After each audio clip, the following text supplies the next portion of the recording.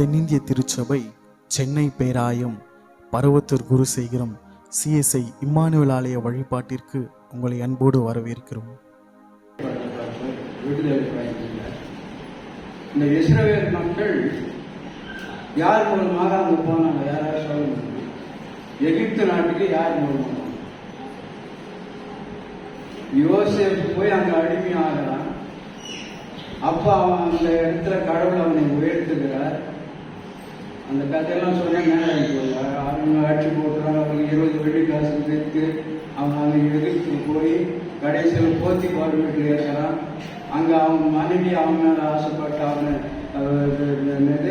அவனை விபச்சாரத்தில் அவன் தப்பித்து போகிறதுனால அவன் தன்னுடைய கணவனுக்கு சொல்லி என்னை பிடிச்சி வைத்தான்னு சொல்லி அவன் மேலே பழி போட கடைசியில் அவன் ஜெயிலில் போடுறாங்க. அந்த ஜெயிலில் அவன் அதிகாரி ஆகிறான். அங்கே ஒரு 2 அரசனுடைய வேலைக்காரர் போய் அங்கே அடிப்பில் இருக்கிறாங்க, சிறைப்பட்டுக்கிறாங்க. ஒருத்தன் பானம் பார்த்துருக்காரன், இன்னொருத்தன் திராட்சை பட்டு போடுறான். இப்படி அந்த இடத்துல கடவுள் அந்த பார்வன் அம்சன் ஒரு கனவு காணுனா என்ன கனவு? 7 கொழுத்த பசு வருது, 7 மெலிந்த பசு வருது. இந்த மெலிந்த பசுக்கள் கொழுத்து பசுக்கள் என்ன பண்ணுது? அப்படியே விழுகுது. அப்போ கூட அது எப்படி இருக்குது? அதே மெல்லி. அதே போல 7 கொழுத்த கதிர்கள், நல்ல நெல்மொழி பிடித்த கதிர்கள், 7 பதர் வருது. இது இந்த பதர்கள் அந்த கதிர்கிட்ட அது கூட அது பதறாது. இதுக்கு என்ன ஆகுதுன்னா அர்த்தம் புரியல. எல்லா அந்த சாத்தவன் சோதவெல்லாம் போகிறாரு, அவனுக்கும் பதில் சொல்றேன். அந்த பானம் பாத்திரக்காரன் சொல்றான், ஜெயிலில் ஒருத்தர் இருக்கிறாரு, அவர் தான் யோசித்து அவர் மூலமாக ஒரு வேலை இதுக்கு கணக்கு விடை சொல்றார். அந்த விடை சொன்னதுனால 7 வருஷம் அருமையான மழை பெய்யும், நல்ல விளைச்சல் இருக்கும். அதன் பிறகு 7 ஆண்டுகள் பஞ்சம் வரும். அப்ப நீ என்ன பண்ணனா 7 வருஷத்துக்கு நல்ல நேரத்தில் களஞ்சியங்களை கட்டி என்ன பண்ண அதை நேரத்தில் வச்சுக்கணும். பஞ்ச காலத்தில் அதை பயன்படணும். அப்படின்னா நீயே அதிபதியாக இருந்து அரசனுக்கு அடுத்தபடியாக அவனுக்கு பதவி அளிக்கிறான். அப்பதான் யோசேப்பினுடைய குடும்பத்தார் யாக்கோபுக்கு என்ன சொல்லிடுறாங்க? எல்லாம் காட்டு வேலை வாட்டி போட்டு அவன் தூங்கிய போய் காட்டுறான். கடைசியில் அவரே சொல்றாரு, எதிர்த்து போங்க, மேல நிறைய கோதுமை அடிக்கிறார்கள், நீங்க போய் வாங்கினாங்க, காசு எடுத்து அனுப்புறாங்க. இப்படி போனவர்கள் தான் கடைசியில் எல்லாரும் அங்கே போய் 70 பேரை இழுத்து போறார்கள். அவர்கள் திரும்பி வரும்போது 430 ஆண்டுகள் அந்த எகிப்து நாட்டிலே அடிமைகளாக இருக்கிறார்கள். கடவுள் பார்க்கிறாரு, இந்த மக்களுடைய அடிமைத்தனத்தை பார்த்து அவர்களுடைய கூக்குரலை கேட்டு இவர்களுக்கு விடுதலை அளிக்க வேண்டும் என்று நினைத்து யார் அனுப்புகிறாங்க? மோசேவை அனுப்புகிறார். மோசே அந்த இடத்துல பிறந்தவன். அந்த கதையெல்லாம் சொன்ன நேரங்களில் கடைசியில் அந்த இடத்துல ஓடி வந்து ஆடு மேய்ச்சிருந்தான் தன்னுடைய மாமனார் வீட்டில். அங்கே கடவுள் அவனை அழைத்து, நீ எகிப்து போய் என்னுடைய மக்களை விடுதலை செய், அப்போ நான் உன்னோடு இருக்கிறேன். அவன் கையில் ஒரு கோல் போடுகிறார். கீழே போட்டால் அது பாம்பா மாறுது. அதை வாழை பிடிச்சு எடுத்து அது பாம்பு கோலாத மாதிரி 10 வாதைகள் அங்கே செய்யப்படுகிறது. தண்ணீர், ரத்தமாக, ஈ, கொசு, வெட்டுக்கிளிகள். கடைசியான ஆயுதம் கரைச்சல் வெள்ள சம்பளம். அப்ப என்ன சொல்றார் கடவுள்? அந்த எகிப்து நாட்டு மக்களுக்கெல்லாம் மோசே மூலம் நீங்க எல்லாரும் என்ன பண்ண, ஒரு கொடுத்த ஆடு ஒரு வீடு வெட்டினா அந்த ஆட்டு வெட்டிய ரத்தத்தை அந்த நிலைக்கால்களில் பூசிடணும். சங்காரக்காரன் வரும்பொழுது ராத்திரி நடுஇரவில் வருவாங்க. உங்கள் வீடுகள்லாம் அந்த எந்தெந்த வீட்டில் அந்த ரத்தம் பூசப்பட்டு இருக்கிறதோ அந்த வீடுகளில் இருக்கிற கலசங்கள் எல்லாம் கழிக்கும். மற்ற இடங்களில் இருக்கிற கலசங்கள் எகிப்து நாட்டில் அழுகுறலுக்கு இருக்குது. அப்பதான் அவன் என்ன பண்றான்? 10 வாதைகள். இந்த கடைசி வாதையில தான் அந்த எகிப்து நாட்டு அரசன் பார்வன் அரசன் அவர்களை விடுதலை செய்து அனுப்புகிறான். அனுப்பிட்டு பிறகுதான் யோசிக்கிறான். இப்ப நம்ம படித்து கேட்டது, ஐயோயோ இந்த மக்கள் போயிட்டாங்களே, இவங்க நமக்கு அடிமைகளாக இருந்தாங்க, எல்லா வேலையும் செய்தார்களே, கஷ்டமான வேலை செங்கல் சூழ் அவங்க தான் செய்தாங்க. அதனால தான் அந்த பிரமிடெல்லாம் அருமை கட்டி வச்சாங்க. அப்போ இவர்களை மறுபடியும் நம்ம கொண்டு வரணும்னு சொல்லி 600 தேர்ப்படைகள் அந்த அரசன் மற்ற தேர்களெல்லாம் எங்க வர்றாங்க? அவளை பின்தொடர்ந்து வருகிறார். இவங்க போய் செங்கடலுக்கு முன்னால் பாளையம் அடிக்கிறோம். அப்போ இந்த ஜனங்கள் இந்த இஸ்ரவேல் மக்கள் யாரை பார்க்கணும்? எகிப்து நாட்டு அரசன் வரா, நம்ம ஒன்று அழைச்சிட்டு போகிறோம். அப்போ தான் மோசையை பார்த்துக்கிறாங்க, நாங்கள் அங்கே இருந்தாலும் நாங்கள் அவனுக்கு அடிமையாக இருந்து சாப்பிட்டுருக்கோம். இந்த இடத்துல அந்த எகிப்து நாட்டில் சவக்குழி இல்லையான்னு எங்களை இருந்து இங்கே சாகடிக்க அப்படி என்று சொல்லும்போது மோசை என்ன சொல்றாரு? அமைதியாளர்கள் கடவுளுடைய மாட்சியை நீங்கள் என்ன செய்வீர்கள்? காண்பீர்கள். அப்பதான் கடவுள் என்ன சொல்றாரு? மோசே, உங்களுடைய கையில் இருக்கிற கோலை என்ன பண்ணு, அந்த செங்கடல் மேல நீட்டு. அப்போ அது என்ன வழி கொட்டி இவர்கள் போகிறாங்க. முன்னால அவர்களுக்கு மேக ஸ்தம்பம், இரவிலே பகலிலே அக்னி, பகலிலே மேக ஸ்தம்பம், இரவிலே அக்னி ஸ்தம்பம். இப்படியாக கடந்து போகும்போது இந்த எகிப்து நாட்டு அரசன் முதல் கொண்டு தீரன் முதல் கொண்டு எல்லாரும் என்ன செய்யப்படுகிறார்கள்? அந்த செங்கடலிலே அழிக்கப்படும். கரையான பிறகு அதில் அழிக்கப்படுகிறார். நான் சுருக்கமா சொல்லுங்க, இது பழைய இப்ப நம்ம படிக்க கேட்டேன். இப்போ திருமறையில் பார்த்தோம்னா 500 இடத்துல பாவத்தை பற்றி வருத்தம். தொடக்க நூலிலிருந்து கடைசி திருவெளிப்பாடு வரைக்கும் பார்த்தோம்னா 500 முறையில பாவத்தை பற்றி வரும். அதெல்லாம் சொல்லிதான் நீங்க எழுத மாட்டீங்களா? எழுது. நான் ஒரு 5 மட்டும் சொல்லி இந்த நிகழ்ச்சி முடிக்கிறாங்க. யோவான் 9:1-3 யாராவது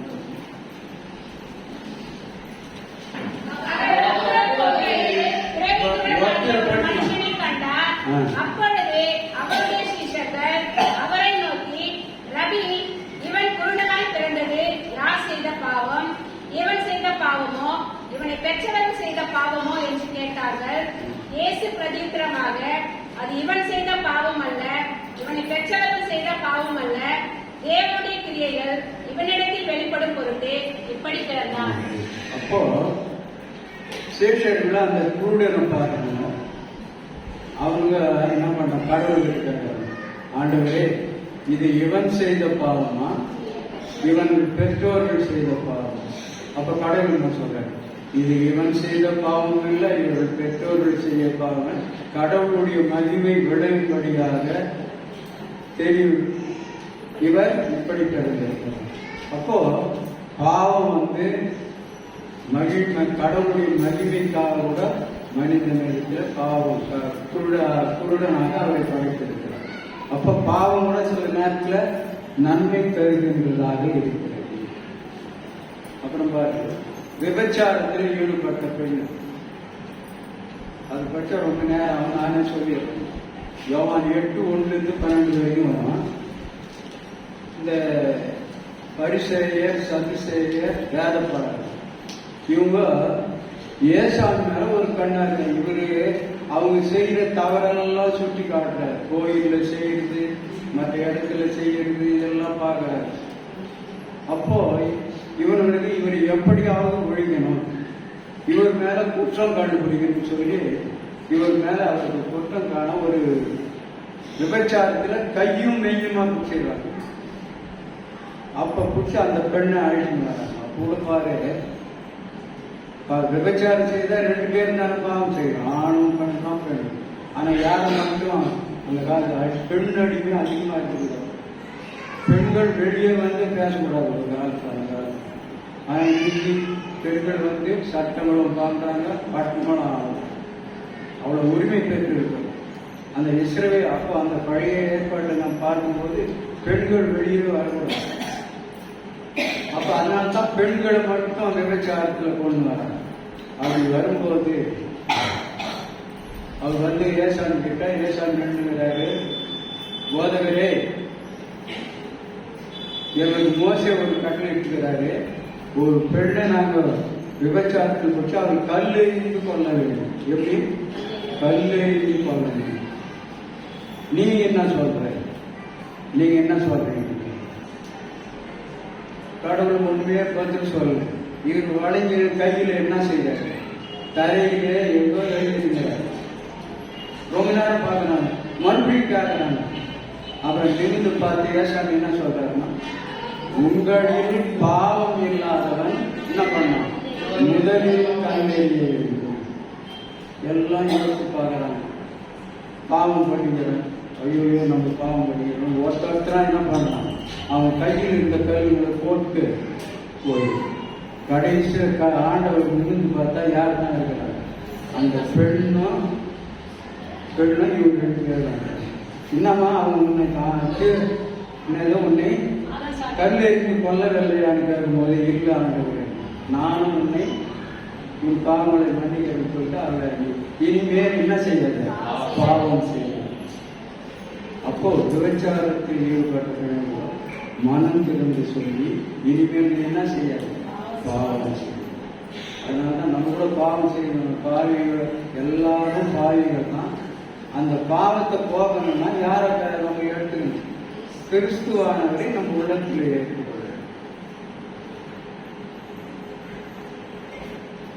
மத்தேயு 18:6 யாராவது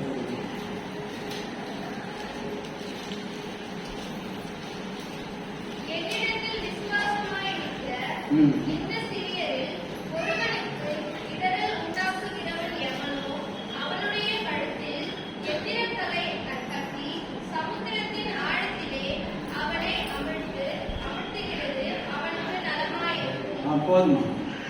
அப்ப கடவுளுக்கு விரோதமா செய்யணும்ல, அவன் கழுத்துல எந்திர கல்லை கட்டி எங்க போகணும், சமூகத்துக்கு. ஏன்னா அப்படியே போட்ட கஷ்டம் கல் போட்ட என்ன ஆகணும்.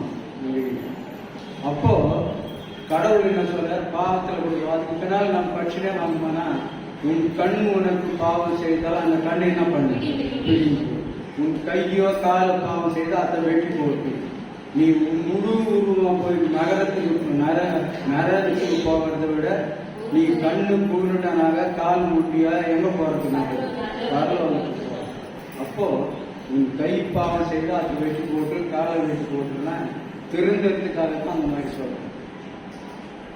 ஒரு பெரிய பணம் அடுத்தது ஒரு இயேசுவை பின்பற்ற வந்த ஒரு பெரிய செல்வம் என்ன செய்யணும், ஏசாமி பார்த்து கேட்டார், ஆண்டவரே நித்திய ஜீவனை நாம் பெற்றுக்கொள்ள என்ன செய்யணும். 19:6 மத்தேயு 19:16 அந்த முதல் வசனம். அப்பொழுது ஒருவன் வந்து அவரை நோக்கி, நல்ல போதகரே, நித்திய ஜீவனை அடைவதற்கு நான் எந்த நன்மை செய்ய வேண்டும் என்று கேட்டார். அதற்கு அவர், நீ என்னை நல்லவன் என்று சொல்வானே, தேவன் ஒருவர் தவிர நல்லவன் ஒருவனும் இல்லையே. நீ ஜீவனில் பிரவேசிக்க விரும்பினால் கற்பனைகளை கைக்கொள் என்றார். அவன் அவரை நோக்கி, எவைகள் என்று கேட்டார். அதற்கு இயேசு, கொலை செய்யாதிருப்பாயாக, விபச்சாரம் செய்யாதிருப்பாயாக, களவு செய்யாதிருப்பாயாக, பொய் சாட்சி சொல்லாதிருப்பாயாக, உன் தகப்பனையும் உன் தாயையும் கனம் பண்ணுவாயாக. அவன் என்ன சொல்றான், நான் நித்திய ஜீவனை அடைய வேண்டுமானா நான் என்ன செய்ய, கற்பனையை கடைபிடிப்பான். அவன் என்ன சொல்றான், எது சாமிக்கும் போது தான் கொலை செய்யாதிருப்பாயாக, உன் தாயை காக்கணும், 10 கற்பனை சொல்றாரு. இதை நான் சின்ன வயசுலேருந்தே கடைபிடித்து வரேன் சாமி. அப்படின்னா உங்ககிட்ட ஒரே ஒரு குறை இருக்குது. அது என்னன்னா, உன்னுடைய செல்வத்தை உங்ககிட்ட இருக்கிற பொருளை எல்லாம் விற்று யாருக்கு கொடு, தரித்திரருக்கு கொடு, ஏழை இல்லாதவங்களுக்கு கொடு. உடனே அவன் என்ன பண்றான், மிகுந்த செல்வம் உடையவனாக மனம் கசிந்து திருப்பி செய்ய முடியாது, பணத்து மேல ஆசைப்பட்டு நித்திய ஜீவன் வேண்டாம் என்று சொல்லி என்ன பண்றான், போய். அப்போ அப்படிதான் சொல்றாரு ஏசாமி, பணக்காரர்கள் மோட்சம் போறது மிகவும் அரிது. ஊசியின் காலிலே ஒட்டகம் நுழைந்தாலும் நுழையும், ஆனால் பரலோக ராஜ்யத்தில் பணக்காரன் செல்வது மிகவும் அரிதாக. யோசித்து பாருங்க, ஊசி காலில் 100 போறதுக்கே நமக்கு கஷ்டமா இருக்கும், அதுல ஒட்டகமே நுழையுமா. ஆனா பணக்காரன் எங்க போக முடியும், மோட்சம். அப்ப நம்ம ஏழையை பற்றி நன்றி. ஒருவேளை நம்ம என்ன செய்யணும், பணம் இல்லைன்னு கவலைப்படக்கூடாது. கடவுள் ஏழைகளுக்காக தான், பாவிகளுக்காக தான் இந்த உலகத்துக்கு வந்தார். பாவிகளை ரட்சிக்க கிறிஸ்து இந்த உலகத்துக்கு வந்தார். நீதிமான்களை அல்ல, பாவிகளையே ரட்சிக்க. இன்னும் சொல்றாரு, 99 நீதிமான்களை பார்க்கிறோம், ஒரு பாவி மனம் திரும்புவது பரலோக ராஜ்யத்தில் மிகுந்த மகிழ்ச்சியை தரும். அப்போ பாவிகள் மனம் திரும்புவதுதான், நீதிமான்களை அல்ல, பாவிகளை யோசிக்க. உன்னை ஒன்று சொல்லி அந்த பாவத்தை முடிச்சுட்டு அதுக்கப்புறம் நான் பேசணும். 4 பேர் முடக்கவாதம் பிடித்தவனை தூக்கி கொண்டு வருகிறார் கட்டில். இவனுக்கு எப்படியாவது சுகம் அளிக்கணும், ஏசாமி சுகம் அளிக்கிறாருன்னு சொல்லி அவர் 2 இடத்துக்கு வராங்க. மத்தேயு 9:1-8 படிச்சு அது வரும். அப்ப கட்டில தூக்கிட்டு வந்து அவர் இடக்காக வைக்கிறாங்க. அப்ப பார்த்து, உன் பாவம் உனக்கு என்ன செய்யப்பட்டது, மன்னிக்கப்பட்டது, நீ எழுந்து போன்றார். உடனே அங்க இருக்கிற பரிசேய வேதப்பாரர்களெல்லாம் பார்த்து, பாவத்தை மன்னிக்க இவன் யாரு? அப்பதான் அவங்களுக்கு என்ன சொல்றாரு, நீ பாவத்தை மன்னிக்க என்று சொல்லுவ, நீ எழுந்து நடை என்று சொல்லுவ, நீ எது எழுது, அதை பற்றி நான் தெரியும். ஆகவே பாவத்தை மன்னிக்க மனுஷகுமாரனுக்கு என்ன உண்டு, அதிகாரம் உண்டு அப்படின்னு சொல்லி அந்த இடத்துல இந்த ஒரு சிலது மட்டும் நான் சொல்லிட்டு இயேசுவாமி கிட்ட போறேன். நாம் படிக்கப்பட்ட அந்த நற்செய்தி பாடத்தில் யோவான் 8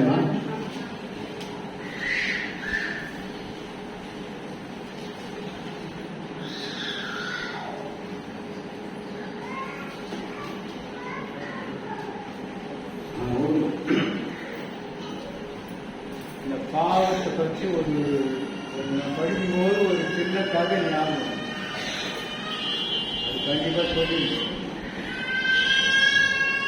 பாவம்ன்றதா என்ன ஆகுதுன்னு தெரியாது பார்த்துக்கலாம். ஒரு ஆசிரியர் வந்து அந்த காலத்துல எல்லாம் தென்னப்பள்ளிக்கூடம், இப்பெல்லாம் அறிஞர் கான்வென்ட் இருக்குது. ஒரு காலத்துல பள்ளிக்கூடமே இல்லாத நாட்கள் இருக்குது. படிக்கக்கூடாது, இந்த பாமர மக்கள் படிக்கக்கூடாதுன்னு சொல்லி பணக்காரர்களுக்கு மட்டும் பள்ளிகள் இருக்குது. அம்பேத்கர் பள்ளிக்கூடத்துக்கு போறதுக்கு அவருக்கு உள்ளவே ஒருவே இல்லை. அந்த பள்ளிக்கு வெளியே கோழி போட்டு உட்காந்து படிச்சார். இன்னைக்கு அவர் தான் நம்ம இந்திய நாட்டின் சட்டத்தையே என்ன பண்ணார், உருவாக்கி. அவர் மூலமா தான் நமக்கு படிக்கிறதுக்கு எல்லா உரிமைகளையும் தாழ்த்தப்பட்ட மக்கள் உரிமை பெற்றார். ஆகவே இந்த கல்வி கூட பழைய காலத்துல தென்னப்பள்ளிக்கூடம், தென்னப்பள்ளிக்கூடம்னா ஒரு ஆசிரியர் இருப்பாரு, அவருக்கு வீடு தான் பள்ளிக்கூடம். அவங்க தென்னை தான் அந்த அவர்களுக்கு வகுப்பார். அவர் தென்னை மேல உக்காந்தீங்கன்னா தெருவில் பசங்க உக்காந்து படிக்கும். அப்ப அந்த ஊர்ல இருக்கிற பிள்ளைகளெல்லாம் அவர்கிட்ட வருவாங்க. இப்படி ஒரு மாணவன் படித்தான். அவங்ககிட்ட அவன் வந்து ரொம்ப போக்கிரியும், சொன்ன பேசி கேட்க மாட்டான். இவனுக்கு கூட பட்சமெல்லாம் பாஸ் பண்ணிட்டு போயிட்டாங்க. ஆனா இவன் மட்டும் 10 வருஷமா அவங்க வரான். இவன் எப்ப அப்புறம் பார்த்து அந்த ஒரு மாதிரியே சொன்னாங்கப்பா, என்னால உனக்கு பாடம் கற்றுக்க முடியாது, நீ போயிட்டு பாருங்க. சரின்னு சொல்லி ஐயா நம்ம வரணும் போயிட்டு இவனுக்கு இவன் கூட பட்சமெல்லாம் வேலைக்கு போடுறான். இவன் பார்க்கலாம், யாரும் வேலை கொடுக்கல. இவனுக்கு ஒரு யோசனை இருக்கு, ஏன் நம்ம திருப்பி சொல்லி தொழில் செய்தால் சம்பாதிக்கலாமா அவனோட சொல்லி இவன் ஒரு மலை கள்ளனாக மாற, ஒரு மலையில போய் உயரமான மலையில போய் மறைஞ்சிட்டு அந்த காடு மாதிரி இருக்கும். அந்த வழி அந்த காலத்துல இந்த மாதிரி ரோடு இல்லை, கொடி வழி தான். மாலை நேரத்தில் யாராவது பக்கத்து ஊருக்கு போனாங்க, அந்த வழியில் அவர்களை அடித்து அவர்கள் கட்டுக்கிற பொருள் எல்லாம் பிடிங்க வந்து தன்னுடைய இல்லத்துக்கு எடுத்து போய் மனைவி பிள்ளைகளுக்கு அப்பா அம்மாவை கூப்பிட்டு மறுபடியும் வந்துருவாங்க சாப்பிட.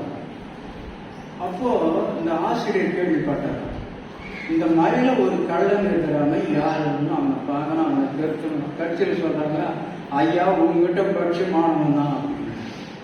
அப்படியா அப்படின்னு சொல்லி அவர் என்ன பண்றாங்க, இவனை எப்படியாவது திருத்த வேண்டும் என்று சொல்லி நிறைய சில்லறை மாற்றினார். ஒரு 500 ரூபாய் ஒரு பை நிறைய எடுத்துன்னு பொழுது போய் போறார், மாறி வேஷம் போறார். இவர் போனாக்க கண்டுபிடிச்சு நல்லா வாதியிருந்தேன். அப்ப அவன் பார்க்கலாம், அன்னைக்கெல்லாம் யாருமே வரல. யோசிக்கிறான், என்னடா இன்னைக்கு யாருமே வரல, நம்ம பொண்டாட்டிக்கு என்ன நன்றி சொல்றது, அப்பாவுக்கு எப்படி சொல்றதுன்னு. கடைசியா இவர் போறதை பார்த்து அங்கிருந்து சந்தோஷமா இறங்கி வந்தான். வந்ததை வந்து ஒண்ணு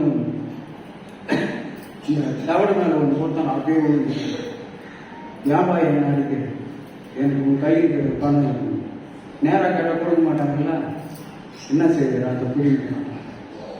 அப்புறம் சொன்னா, தம்பி இது எங்கே பாரு இருக்குன்னு பாருங்க, இது என்னுடைய மனைவி பிள்ளைகள் எங்கள் அப்பா அம்மா இருக்கிறாங்க, அவங்களுக்கு கொடுக்கறதுக்கு நான் இந்த தொழில் செய்வேன். இப்படி திருடுறதுனால இப்படி அடிச்சு கொடுக்கறதுனால உங்ககிட்ட ஒன்று வருது, அது தெரியுமா என்னதுன்னா, இப்படி செய்வதனால பாவம்னு ஒன்று வருதுப்பா. இதை எடுத்து போய் எப்படி கொடுக்கணும்னா, எங்கள் அப்பா அம்மாவுக்கு பாதி கொடுத்துட்றேன், மீதி பாதி என் மனைவி எடுத்து பிள்ளைங்க கொடுக்குறேன். அப்படின்னா நான் ஒன்று சொல்றேன் கேளுவேன், இது கூட ஒன்று வருது பாவம். அந்த பாவத்தை போய் உங்க அப்பா அம்மா கிட்ட கேளு. பாதி பாவத்தை நீ உங்க மேல வர்ற பாவத்தை பாதி நீங்க எடுத்துக்கிறீங்களான்னு கேளு. அதே போல ஒரு மனைவி பிள்ளைங்க கேளு. அவங்க எடுத்துக்கிறேன்னு சொன்னா நானும் உங்க கூட என்ன பண்றேன், இந்த தொழிலுக்கு வந்தேன்.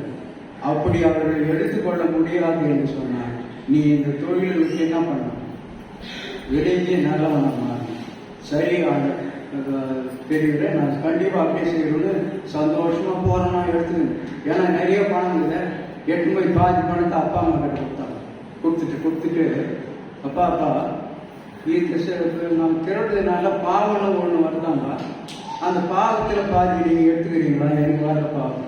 ஐயே நான் உங்களை படிக்க வச்சேன், நீ படிக்கணும் போல சரியா படிக்கல, அதனால நீ தான் எனக்கு சோறு போடணும், அந்த பாவம் முன்னதாண்டா செய்யறான். அப்பே பாதி மனசு போகும். அதுக்கு அடுத்தது மனைவி பிள்ளைக்கு அங்க வந்தாங்க.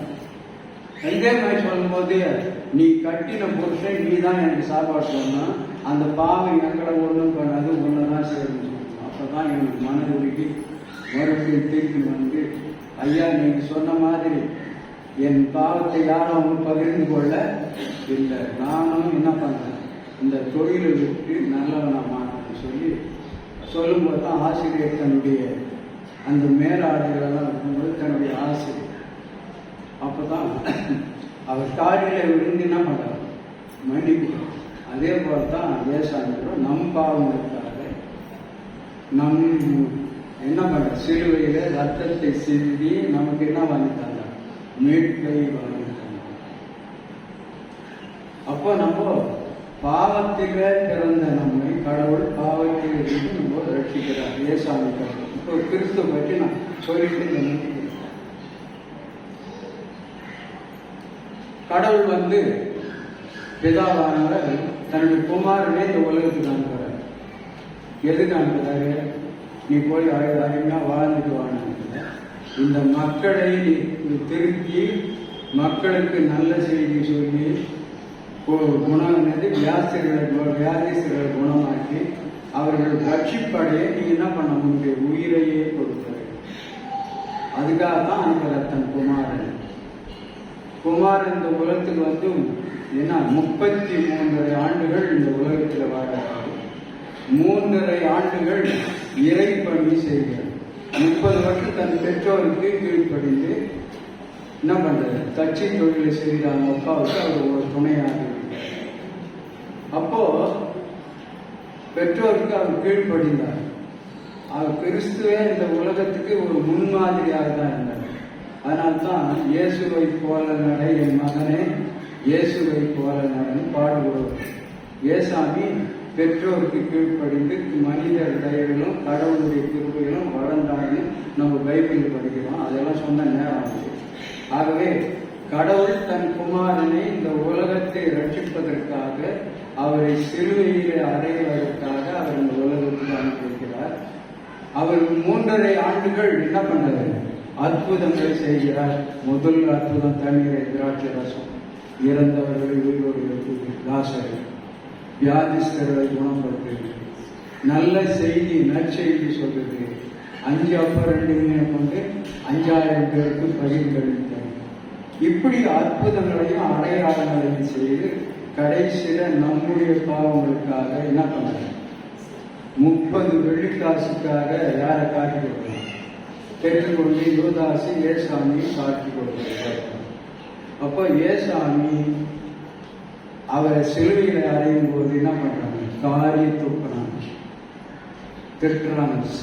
கசை அடி 39 சாட்டையினால அவர் அடி அடிக்கிறார். அங்க இருந்தவெல்லாம் காய் திட்டுறான், ஈட்டியால கொத்துறான். இப்போ கூட அவர் என்ன பண்றாரு, கடவுளை பிதாவே இவர்களை மன்னியும், அவங்க பார்த்த இவர்களை மன்னியும், தாங்கள் செய்கிறது என்னது என்று அறியார். கடைசியாக அந்த பாவம், நம்ம செய்த பாவம் எல்லாம் அவர் மேல சுமத்தப்படுகிறது சிலுவையில். 4வது வார்த்தை யாராவது சொல்லணும்? என் தேவனே, என் தேவனே, ஏன் என்னை கைவிட்டீர்? ஏன் அந்த வேலி ஏறி இல்லாம அப்படின்னா என்ன? கடவுளை அவர் கழிவு எப்படி கழிவு? பிதாவும் நானும் ஒன்றுன்றார். என்னை கண்டவன் பிதாவை கண்டான். யோவானின் சுவிசேஷம் 11 படிச்சோம்னா, நானே வழியும் சத்தியமும் ஜீவனமும் இருக்கிறேன். வழிக்காக வரதான், அதுதான் சொல்றேன். இன்னொருத்தர் வந்து பிதாவை அவனுக்கு ஆடி சாமி தான், நானே என்னை கண்டவன் பிதாவை. அப்போ பிதாவும் நானும் ஒன்று. நானும் பிதாவும் இருக்கிறதுனால தான் இந்த அற்புதங்கள் எல்லாம் செய்யறேன். அப்போ அந்த பிதா இவரை கைவிடுகிறார். எந்த நேரத்தில்? நம்முடைய பாவங்கள் எல்லாம் அவர் மேலே சுமத்தப்படுகிறது. ஒரே ஒரு நொடி தடுப்பு சோறு போய் நிற்கிறான் நம்ம பாவம் எல்லாம் கடவுளுக்கும் இயேசுக்கு. அப்பதான் என் தேவனே, என் தேவனே ஏன் உடனே அது மறைந்து. அப்புறம் எல்லாம் முடிந்ததுன்னு சொல்லி கடைசியில் தன்னுடைய ஆவியை 7வது வார்த்தையில, பிதாவே என் ஆவியை உன் கைகளிலே நீர் கொடுத்த ஆவிய மறுபடியும் நான் என்ன பண்றேன்? யாரும் அவருடைய உயிரை அவரை எடுத்துக்கொள்ளவில்லை, அவரே என்ன பண்றார்? பிதாவின் இடத்திலே கொடுக்கிறார். இப்போ பாருங்க, சாகும்போது எல்லாம் முதல்ல சத்தமா பேசினே இருப்பாங்க. கடைசி வார்த்தை என்னாலே தெரியாத புரியாது போகும், அப்புறம் உயிர் போகும். ஆனா கடவுளுடைய வார்த்தை பாருங்க, கடைசி வார்த்தை தான் என்ன எப்படி சொன்னாங்க? பிதா பிதாவே என்னுடைய ஆவியை உன்னுடைய கைகளில் ஒப்படைக்கிறேன் என்று சொன்னது மகா சத்தமாக சொல்லி தலையை சாய்த்தார். அப்பதான் பேராலயத்தில் இருக்கிற திருச்சி அந்த சிலை 2ஆக கிழிக்கப்படுகிறது. இதுக்கு முன்னால ஆசாரியம் தான் அது உள்ள போகணும். இவர் அந்த தன்னுடைய ஆவியை கொடுத்தனால எல்லாரும் எங்க போகலாம்? ஆலயத்துக்கு செல்லலாம். ஆசாரியத்தை மட்டுமல்ல, பாமர மக்களும் ஆண்டவனை தரிசிக்கலாம் என்ற அந்த வழியை ஏசாமி தன்னுடைய சிலுவையில அவருக்கு பயணித்தார். இப்போ பொருளை நம்ம மீட்டுக்கணும். நம்ம ஒரு பொருளை கடையில் வைக்கிறோம், நகை 500 ரூபாய் வச்சா ஒரு வருஷம் கொடுத்து போனாக்கா அதுக்கு ஒரு 1000 ரூபாய், என்ன ஒரு 100 ரூபாய் 200 ரூபாய் வட்டி வரும். இப்போ அந்த மளிகை அந்த மார்வாடி அசல் கொடுத்தா விட்டுருவானா? அதுக்கு சேர்ந்த வட்டியும் அசலும் வட்டியும் கொடுத்தா தான் அவன் என்ன பண்ணான்? அதை நாம் மீட்டு கொள்ள முடியும். அதே போலதான் நாம் யாருக்கு அடிமையாக்கிட்டோம்? பிசாசுக்கு அடிமையாக்கிட்டோம். பிசாசு வார்த்தை கேட்டு அவன் சொல்படி நடந்தோம். அதனால என்ன பண்ணான்?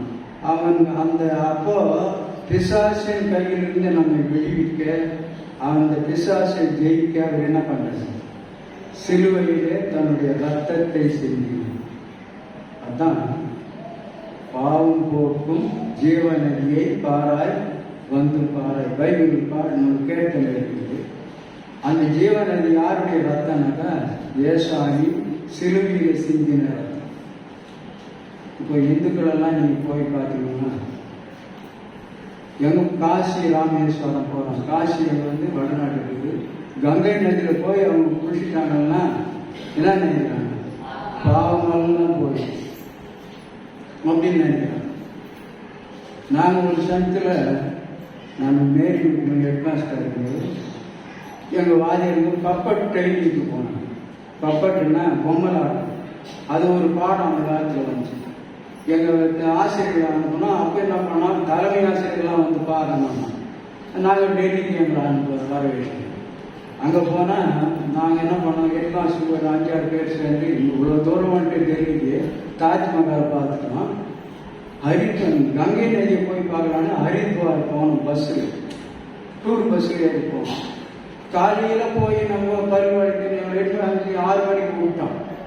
ப்ரெஷ் எடுத்துட்டு இந்த ஆற்றுல எப்படின்னா முகமெல்லாம் கழுவினாங்க. ஆற்றுக்கு போனால் எங்களை கழுவி பழம் அங்கேருந்து பாப்பாங்க மனம்லாம் என்ன பண்ணாங்க, ஏன் கழுவக்கூடாதுன்னு கேட்டாக்கா அந்த குழா இருந்துச்சு. அந்த குழாவில் போய் வாயை கழுவின்னு மறுபடியும் வந்து நீங்கள் குளிக்கிறாங்க. என்னன்னாக்கா அந்த நதி அவ்வளோ புனிதமான நதி. எது கங்கை ஆறுனா ஹரித்வாரில் கங்கை ஆறு. அதில் பணமும் வச்சுன்னு போகுது, எல்லாமே வச்சுன்னு போகுது. ஆனாலும் அவன் என்ன நினைக்கிறான், அந்த ஆறு வந்து பாவத்தை போக்குகின்ற ஆறுன்னு அவன் நினைக்கிறான். ஆனால் நம்ம ஏசாமி சொல்லும் பாவம் போக்குகின்ற ஜீவநதி எதுன்னு சொன்னான், இயேசு கிறிஸ்துவனுடைய ரத்தம். அதுதான் என்ன ஆகுது, ஆறா போகுது. அந்த ஆற்றில் எவனாவது குளித்தால் அவன் என்ன செய்யப்படுவான், பாவத்திலிருந்து ரட்சிக்கப்படுவான். கர்த்தருக்குள் பிரியமானவர்களே, இப்ப இந்த பாவத்தை போக்கணும்னா நம்ம என்ன செய்யணும்?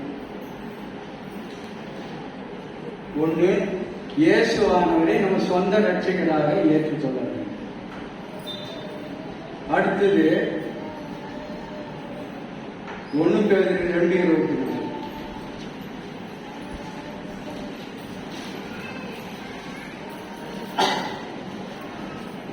அவர் செய்யப்படும் போது அவர் பாவம் செய்யவில்லை, அவருடைய வாயிலே வஞ்சனை காணப்படவும் இல்லை. 1 பேதுரு 2:23 அவர் செய்யப்படும் போது தண்டிப்படையாமலும், பாடுபடும் போது பயப்படுத்தாமலும், நியாயமாய் தீர்ப்பு செய்கிறவருக்கு தம்மை ஒப்புவித்தார். பாவத்திற்கு மறித்து நம்ம என்ன செய்யணுமா, நீதிக்கு பிழைக்கிறது. ஒன்று, கிறிஸ்துவை சொந்த ரட்சகராக இருக்கணும். நாம் பாவங்களுக்கு சென்று நீதிக்கு பிழைத்திருக்கும்படிக்கு அவர் தாமே தமது சரீரத்திலே நம்முடைய பாவங்களை சிலுவையின் மேல் சுமந்தார். அவருடைய தடுப்புகளால் குணமானீர்கள். அப்போ நம்ம பாவத்திலிருந்து மறித்தாலும் கிறிஸ்துவனுடைய ரத்தத்தினாலே நாம் கழுவப்பட வேண்டும். அடுத்தது, நான் பாவின்னு உணரணும். சிலர் தன்னை வாங்கி நான் தான் சிறந்தவன். நான் என்ற கருவு நம்ம கிட்ட இருந்தால் அப்படித்தான் செய்யும். அந்த நான் என்ற கருவு நம்ம விட்டு போகணும். எது கேட்டாலும் நான் அந்த பாவத்தை நம்ம கிட்ட இருக்கிற பாவத்தை நான் உணர வேண்டும். உணர்ந்த பிறகு மனம் திரும்ப வேண்டும். அப்புறம் மனம் திரும்பினா அந்த பாவத்தை என்ன செய்யணும், அறிக்கை செய்ய. பாவத்தை மறைக்கிறவன் வாழ்வடைய மாட்டான், அதை அறிக்கை செய்து விட்டு விடுகிறவனே இரக்கம் கொடுப்பான். அப்போ பாவத்தை அறிக்கை செய்து அந்த பாவத்தை என்ன செய்யணும், விட்டு விட வேண்டும். மறுபடியும் செய்த பாவத்தையே செய்திருந்தா அப்ப பிரயோஜனம். நம்ம அப்படிதான் செய்யணும். முதல்ல சொல்லும்போது நல்லா ரைட் ஏற்றுக்கிறோம், அதுக்கப்புறம் கொஞ்ச நாள் இருக்கலாம்.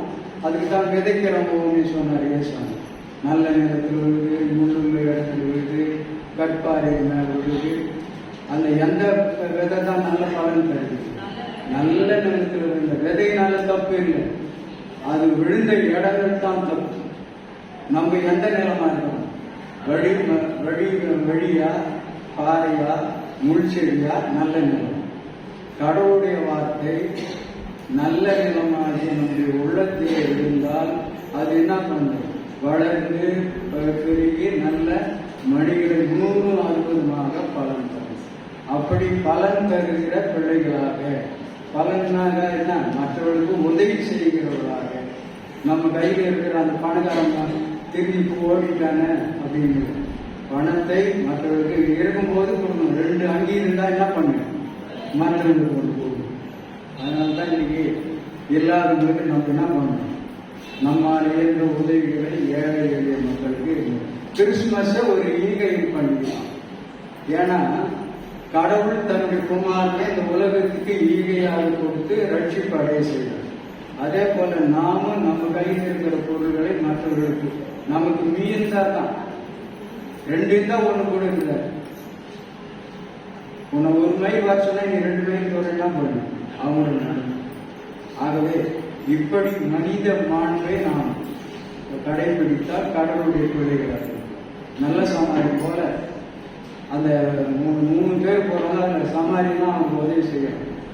அதுபோல் நாம் என்ன பண்ணணும், மற்றவர்களுக்கு நம்மளான உதவிகளை செய்வது தான். யாருக்கு செய்யணும்?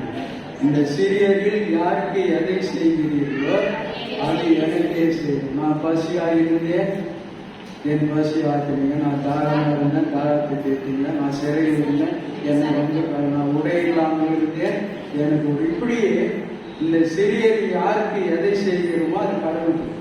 நம்மால் இருந்து நம்ம யாருக்கு கொடுக்கலையோ அது யாருக்கு கொடுக்காத கடவுளுக்கு கொடுக்கணும். நம்மால் இயன்ற உதவியை மற்றவர்களுக்கு என்ன செய்யணும்? இந்த கிறிஸ்துமஸ் காலங்களை கொடுத்து அவர்களும் மகிழ்ச்சியாக இருக்க நாம் பாடணும். கடைசியா பவுல் அப்போஸ்தலன் சொன்னதை சொல்லி நான் சேர்க்கிறேன். 2 கொரிந்தியர் 5:17.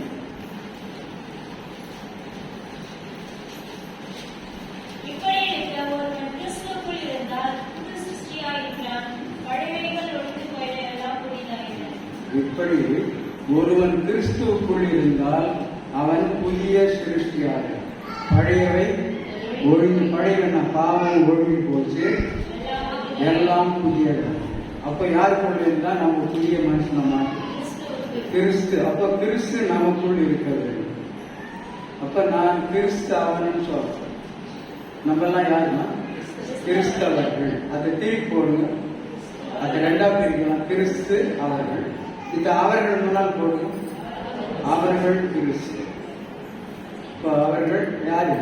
கிறிஸ்து. கிறிஸ்து. அப்போ நம்ம எல்லாம் யாராவது கிறிஸ்து. கிறிஸ்து எப்படி செய்தாரோ அது போல நாம் என்ன பண்ணணும்? அதனால தான் கிறிஸ்தவர்கள் பேர். கிறிஸ்துவை உடையவர்கள்.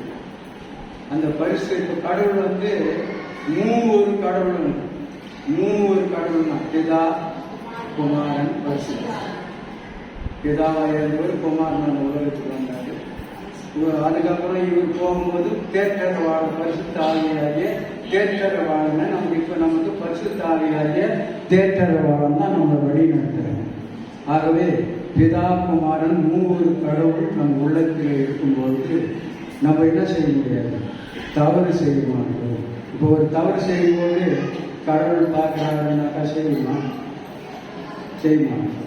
இப்போ யாராவது ஒருத்தர் பார்த்தா நம்ம இடக்கு போகிறதுக்கு விட்டு வந்தோம், பட் அவன் பார்க்குறாங்க. அதே போல் கடவுள் பார்க்குறாருன்னு நினைச்சா நம்ம தவறு செய்ய மாட்டோம். பிறர் பொருளை இழக்க மாட்டோம், பொய் சொல்ல மாட்டோம், விபச்சாரம் செய்ய மாட்டோம், என்ன களவு செய்ய பெற்றோர்களை மதிப்போம். இப்படியாக கடவுள் நம்மோடு இருந்தால் நாமும் கடவுளாக மாறலாம். அவர் செய்த அடையாளங்களை கூட நாமும் செய்யலாம். அப்ப யார் நம்ம உள்ளத்தில் இருக்கணும்? இறைவனாகி இயேசு நம்ம உள்ளத்தில் இருக்கணும். எனக்கு ஒரு பிதா, குமாரன், பரிசுத்தார். இவன் மூணும் ஒருத்தருக்கான். பிதாவாக இருந்தோ குமாரனாக, குமாரனாக பரிசுத்தார். இப்ப தண்ணி எடுத்துங்க, தண்ணீர் கூட 3 நிலை அடையாது. என்னென்ன நிலை அடையாது? அது தண்ணீரை குளிர வச்சா பனி கட்டியாம, அந்த பனி கட்டிய உருகுனா நீராக, அந்த நீரை கொதிக்க வச்சா ஆவி ஆகும். அதே போலதான் கடவுள் கொடுத்தானே பனி கட்டி பிதா, இயேசு வரவில்லை நீர், பரிசுத்தாவி, தேற்றரவாக. அதான் ஒரு கடவுள். எப்படி தண்ணீர் 3 நிலைகளை அடைகிறதோ அதே போல கடவுள் 3 நிலைகளில் 3 கடவுளாக இருக்கிறார். 3 பேர் சேர்ந்து ஒரு கடவுள், 3 கடவுள், திரியேக தேவன். திரினா 3 பேர் இணைந்த தேவன் தான் நம்ம இயேசு கடவுள். ஆகவே கர்த்தருக்குள் பிரியமானவர்களே, கடைசியாக கர்த்தராகிய இயேசு கிறிஸ்துவை விசுவாசி, அப்பொழுது நீயும் உன் வீட்டாரும் ரட்சிக்கப்படுவீர்கள். இப்ப நம்ம ரட்சிக்கப்பட வேண்டும். யாரை விசுவாசிக்க வேண்டும்? கர்த்தராகிய இயேசு கிறிஸ்துவை விசுவாசித்து அவரை என்ன பண்ணணும்? ஏற்றுக்கொள்ள வேண்டும். இப்போ கிறிஸ்துவத்துக்கு அடிப்படையே விசுவாசம். விசுவாசத்தினால் நீதிமான் கிடைப்பான். உன் விசுவாசம் உன்னை ரட்சித்தது. விசுவாசம்னா நம்பிக்கை. கடவுள் மேல அசையாத நம்பிக்கை இருக்கும். கடவுள் செய்வார் என்ற நம்பிக்கை இருந்தால் கண்டிப்பா செய்வார். சந்தேகம் வந்தா அவ்வளவு. ஒரு டாக்டர் கூட போறோம், நமக்கு பிடிச்ச டாக்டர்னா தண்ணி கொடுத்தா கூட நல்லா இருக்கும். ஒரு நல்ல டாக்டர் நல்ல மருந்து கொடுத்தா நடப்போம், அந்த டாக்டர் இருப்பாங்க. அந்த டாக்டருக்கு தான் எனக்கு அவ்வளோ நம்பிக்கை அவங்க சொந்த டாக்டர் மேலே வைக்கிறாங்க. அதே போல தான் நானும் நம்ம கடவுள் மேலே என்ன செய்யணும்? முழு நம்பிக்கை வைத்து அவரை நம் உள்ளத்தில் ஏற்றுக்கொண்டு பரிசுத்த ஆவியானவரால் நம்ம என்ன பண்ணணும்? வழி நடத்தப்பட்டால் கண்டிப்பாக இந்த பாவத்தை விட்டு என்ன பரலோகத்துக்கு போறதுக்கு நமக்கு மீட்படையலாம். அந்த மீட்பை வாங்கி தந்தவர் தான் யார்? எதை கொடுத்து வாங்கி தந்தார்? அவருடைய சொந்த ரத்தத்தை கொடுத்து நம்மை மீட்டு கொண்டார். ஆகவே அப்படிப்பட்ட கிறிஸ்துவின் ரத்தம் நம்ம என்ன செய்யும்? பரிசுத்தப்படுத்தும். அவரை நாம் பற்றி கொள்ள வேண்டும். நம்ம உள்ளத்துல கடவுள் இருந்தால் நம்ம எப்பவுமே என்ன பண்ணணும்? தவறு செய்யணும். நான் ஒரு தப்பு செய்யும் போது ஏசாமி பார்க்குறாருன்னா ஒரு கடைசி ஒன்று சொல்லி முடிச்சார். என்னடா ரொம்ப நேரம் ஒரு வாத்தியர், நம்ம வாத்தியரே போதும், ஒரு வாத்தியார் ஒரு ஆசிரியர் பாடம் நடத்தினார். என் பசங்களை நம்ம என்னென்ன நினைக்கிறோமோ அது கடவுளுக்கு தெரியும். நீ திருட போனா கூட அது கடவுளுக்கு தெரியும். நீ யாருக்கும் தெரியாத இடத்தா கூட அது கடவுள் பார்க்கறாங்க. இவங்க அப்பாவுக்கு இவங்க ஒரே கை வீட்டுக்கு வந்தாங்க. அவங்க அப்பாவுக்கு அன்னைக்கு சாப்பாடு எதுவுமே இல்லை. அவர் என்ன சொல்றாருன்னா, பக்கத்தில் 2 பேர் பக்கத்தில் ஒரு வெள்ளிக்கிழமை தோட்டம் இருந்துச்சு. மகனே வாடான்னு சொல்லி மண் வெட்டி எடுத்துன்னு போய் நான் கொத்துறேன், நீ ஆளை பார்த்துன்னு. இந்த பையன் யாரா வராங்களான்னு பார்த்தான். கொஞ்ச நேரம் ஆசிரியர் சொன்னது ஞாபகம் வந்துச்சு. அவர் கொத்த போனாரா, அப்பாப்பா இந்த பார்க்குறாங்க. யார் பண்ணா? கடவுள் பார்க்குறாரு. கடவுளெல்லாம் பார்க்க மாட்டாரு. வரும் 2வது முறை போய் கொத்தும் போது அப்பா பார்த்து பார்க்குறாங்க. யார் பண்ணா? கடவுள் தான். 3 முறை கிட்ட சொல்ல போனா இவருக்கு இந்த ஆள் என்ன பண்ணாருப்பா எல்லாமே போய் என்ன செய்யலாம்? பட்டியாவனாக்கலாம்னு சொல்லிட்டு பையன் சொல்றான்னு சொல்லி விட்டு வந்துட்டான். விட்டு வந்த பக்கத்து வீட்டுல ஏதோ ஒரு நிகழ்ச்சி. அவங்க என்ன பண்ணாங்கன்னா, சாப்பாடு வந்து இந்த சாப்பாடு பிரியாணியே கொடுத்தாங்க. பாரு, கடவுள் வந்து அந்த இல்லாத நேரத்தில் கூட அவருக்கு என்ன செய்யணும்? உணவை கொடுக்கிறார். ஆகவே கர்த்தருக்குள் பிரியமானவர்களே, நம்ம யாரை விசுவாசிக்கணும்? கர்த்தராகிய இயேசு கிறிஸ்து விசுவாசி அவரை சொந்த ரட்சகராக நாம் ஏற்றுக்கொண்டார். நம்மை விட்டு பாவம் நம்மை தொடராது, அது தொடவும் மாட்டோம். அப்படி போக்க ஆண்டவர் நமக்கு வழி செய்யலாம். ஆகவே பாவத்தை விட்டு மீட்படைய கிறிஸ்துவின் ரத்தத்தில் நாம் என்ன செய்யப்பட வேண்டும்? குளிக்கப்பட வேண்டும், கழுவப்பட வேண்டும்.